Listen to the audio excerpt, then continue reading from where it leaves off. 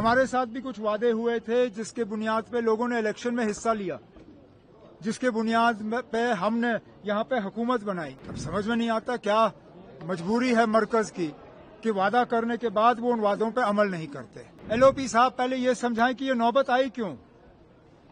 LOP साहब को बहाने ढूंढने की बड़ी आदत है। जहां कसूर उनका होता है वहां किसी और को कसूरवार ठहराने की कोशिश करते हैं।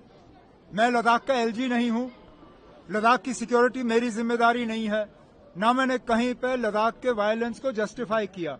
आखिरकार क्या मजबूरी है बीजेपी की?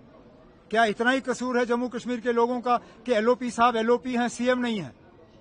क्या हमारे स्टेटहुड बनने के लिए या स्टेटहुड हासिल करने के लिए एलओपी साहब को सीएम बनना पड़ेगा? गिरफ्तार किया गया। चलिए अफसोस की बात है, लेकिन जिस तरह मरकज की हुकूमत कल से उनके पीछे पड़ी हुई थी, शायद ये लग ही रहा था कि इस तरह का वो करेंगे। देना उन लोगों के साथ कुछ वादे हुए जिस तरह हमारे साथ हुए। अब समझ में नहीं आता मरकज की हुकूमत की क्या मजबूरी है कि वादे करने के बाद वो उन वादों से मुकर जाते हैं।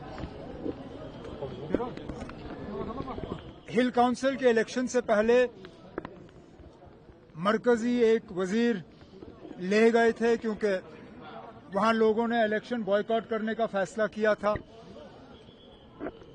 लोगों को इलेक्शन में लड़वाने के लिए कुछ वादे हुए।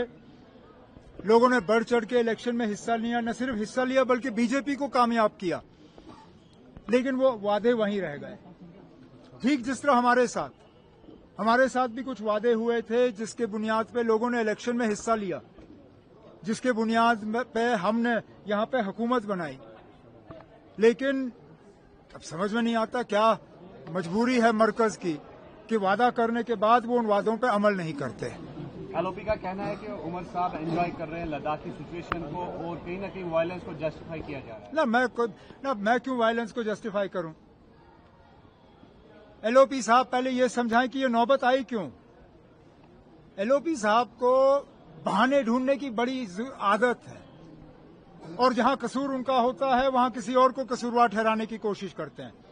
मैं लद्दाख का एलजी नहीं हूं, लद्दाख की सिक्योरिटी मेरी जिम्मेदारी नहीं है, ना मैंने कहीं पे लद्दाख के वायलेंस को जस्टिफाई किया।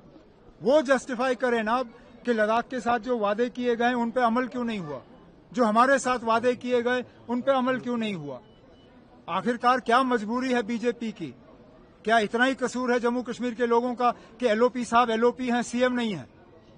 क्या हमारे स्टेटहुड बनने के लिए या स्टेटहुड हासिल करने के लिए एलओपी साहब को सीएम बनना पड़ेगा?